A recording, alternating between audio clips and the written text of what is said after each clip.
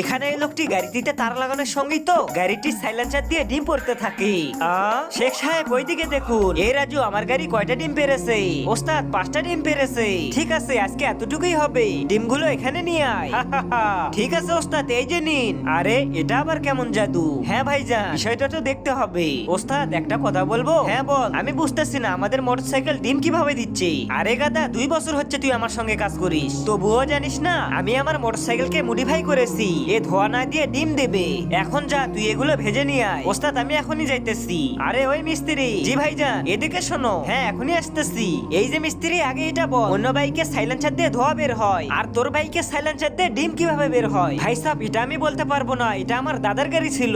আচ্ছা এটা একদিনে কতগুলো ডিম দিতে পারে? হ্যাঁ ভাইজান, যত পেট্রোল ঢালবেন তত ডিম বের হবে। শেখ সাহেব এটা তো দেখতেছি অনেক দামি জিনিস। আপনি মুরগির ডিমের জন্য অনেকগুলো মুরগি পালতেছেন, কিন্তু এই বাইক তো মুরগি ছাড়াই ডিম দিয়ে দেবে। কথা